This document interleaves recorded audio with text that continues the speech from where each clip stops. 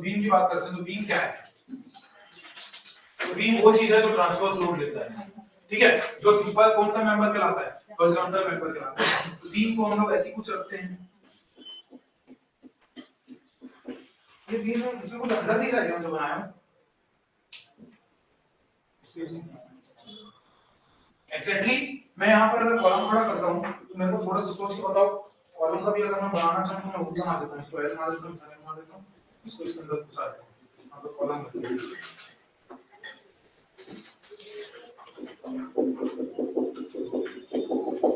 Column ऐसा बन गया है, बीम ऐसा है। अब मेरे को थोड़ा सोच के बताओ कि मैं यहाँ पर ऐसा क्या कर दिया, तो मैं ये किया होगा क्या, बीच की आपको दूरी ज्यादा लगती है, साइड वाले की दूरी कम कर दिया हूँ, क्यों ऐसा कर रहा हूँ? यहाँ पर हम लोग पास पास रखते हैं और एंड में हम लोग दूर दूर रखते हैं, मतलब बीच में हम लोग दूर दूर रखते हैं, क्यों? आप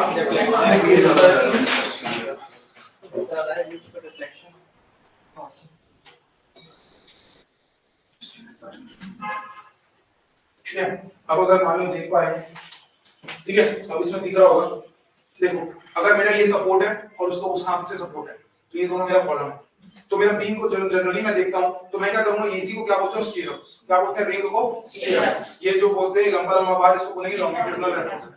याद करो, लॉन्गिट्यूडिनल रेफोर्समेंट जब खड़ा करूंगा तो कॉलम बन जाएगा, और यही वाला स्टीरअप क्या बन जाएगा? ट्रांसवर्स रेफोर्समेंट। यहाँ पर भी वही कुछ है कि ये लंबे वाले सरिया हैं, इनको मैं क्या बोलूंगा? आपके लॉन्गिट्यूडिनल बार, और ये जो हो गई आप क्या करेंगे? स्टीरअप। स्टीरअप्स को ट्रांसवर्स रेफोर्समेंट बोलते हैं, चीज तो अपना। लेकिन यहाँ पर हम लोग इसको ट्रांसवर्स ना बोल के इसको क्या बोलेंगे? शियर रेफोर्समेंट। क्या बोलेंगे बेटा? शियर। तो ये क्या कराएगा? शियर रेफोर्समेंट। ये क्या कराएगा? लॉन्गिट्यूडिनल बार। अरे बोलो, बात समझ आ रही है? उसमें क्या था कॉलम में? ये क्या था? लॉन्गिट्यूडिनल बार, और ये क्या था? ट्रांसवर्स रेफोर्समेंट। बात समझ आ रहा है दोनों में?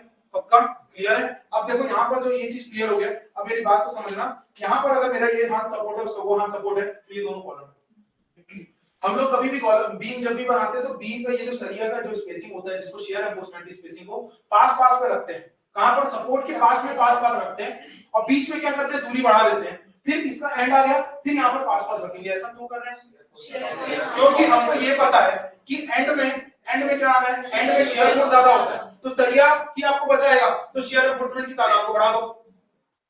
सेंटर पे हमको पता है बेंडिंग मोमेंट ज्यादा है, तो उसमें और ज्यादा स्टीयरअप डाल के हम लोग उसकी लोड नहीं बढ़ा सकते। लोड बढ़ा सकते हैं क्या? नहीं बढ़ा सकते, तो इसलिए यहाँ पर हम लोग सरिया की स्पेसिंग को क्या कर देते हैं? बोलो, बात समझ में आ रहा है? तो कुछ ऐसा रखने का रिमेन क्राइटेरिया समझ में आया? सपोर्ट के पास पास में रहेगा और सेंटर पे दूर दूर रहता है, फिर सपोर्ट आ गया, फिर पास पास होगा। तो ये जनरली हम लोग केस बोलते हैं, ये का केस होता है हम लोग। तो बीम में दो टाइप का सरिया यूज हो गया, शियर रेफोर्समेंट, लॉन्गिट्यूडिनल रेफोर्समेंट। बोलो क्लियर है? तो हम लोगों को क्या करना पड़ेगा? बहुत इजी है। अब ये बीम का सामने का व्यू, ठीक है, अब ये बीम का सामने का व्यू, बीम के सामने का व्यू में ऊपर के सरिया को क्या बोलेंगे? कंप्रेशन में, और नीचे के सरिया को क्या बोलेंगे? टेंशन। क्यों? क्योंकि ये बीम है, बना ही दबने के लिए। जब दबेगा मतलब बेंड होगा, जब बेंड होगा तो ऊपर का सरिया नीचे, मतलब ये ऊपर में क्या आएगा? कंप्रेशन, और नीचे में आएगा टेंशन। बोलो क्लियर? एक स्केल को भी मोड़ते हैं तो वैसे ही मोड़ेगा, ऊपर में क्या आएगा? कंप्रेशन, नीचे वाला चीज खिंचाएगा, तो नीचे का पार्ट खिंचाएगा, ऊपर का चीज दबेगा। तो नीचे वाले सरिया को क्या बोलेंगे? टेंशन रेफोर्समेंट, ऊपर वाले सरिया को क्या बोलेंगे? कंप्रेशन रेफोर्समेंट। अरे बोलो, बात क्लियर है? अब क्या क्या पढ़ना है और क्या क्या करना है, बहुत इजी है। मेरे को इसमें कितने सरिया दिखे? दो ही टाइप के सरिया दिख रहे हैं ना, अब उसको गिन रहे हो? ये बड़े बेकार हो यार। मैं पूछ रहा हूँ सरिया कितने दिख रहे हो, तो गिन रहे।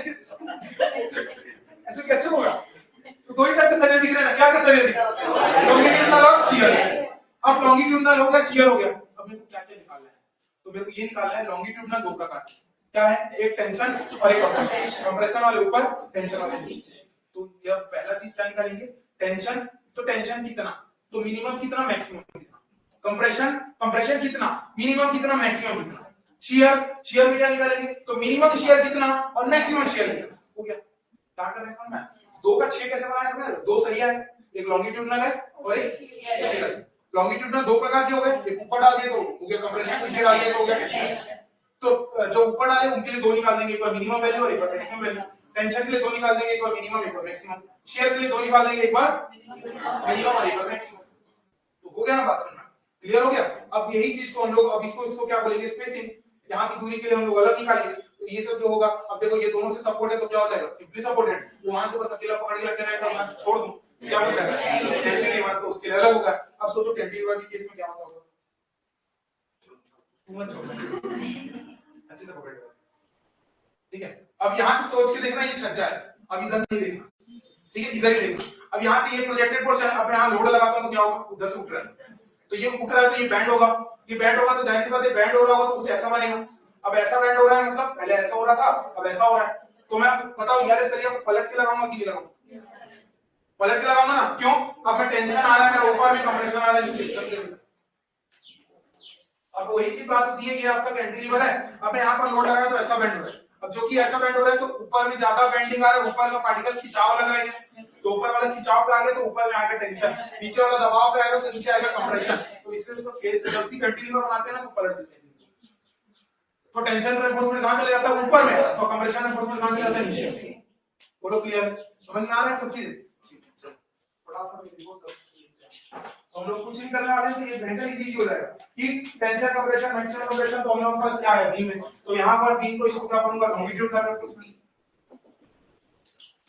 है ना, रेफोर्समेंट, इसको क्या बोलूंगा, इसको क्या करूंगा जी, क्या है ये,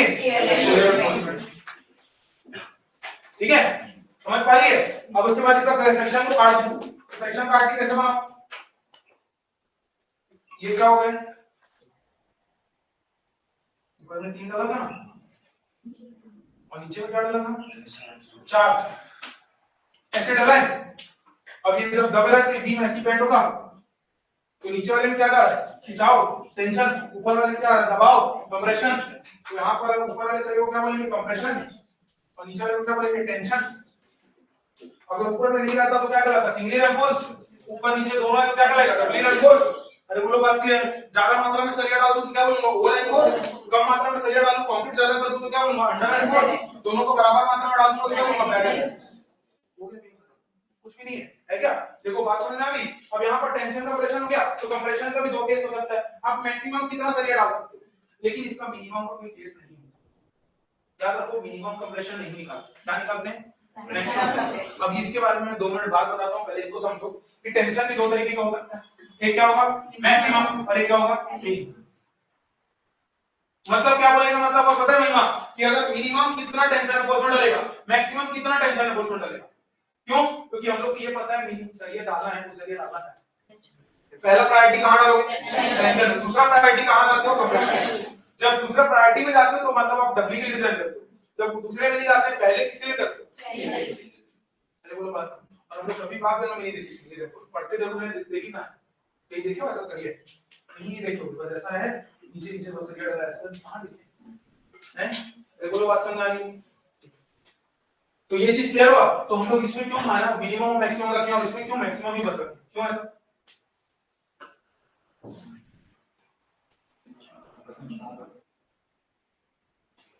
सोचते रहो, मतलब तो यहाँ पर एक पॉइंट और लिख देता हूँ, शेयर का भी 2 क्राइटेरिया हो सकता है, मिनिमम कितना शेयर डालें और मैक्सिमम कितना शेयर डालें। ये सबसे क्या निकालते हैं, एरिया निकालना है ना, ये सब क्या है maximum area of compression enforcement, maximum area of tension enforcement, minimum area of tension enforcement, minimum area of shear enforcement, maximum area of shear enforcement, ये सब के फॉर्मूला रखते हैं। तब बोलो बात क्लियर है, एक ही चीज में सब चीज बन रहा है, आया समझ में नहीं आया। अब मेरा फिर से वही चीज पता पकड़ यहाँ पर मिनिमम क्यों नहीं,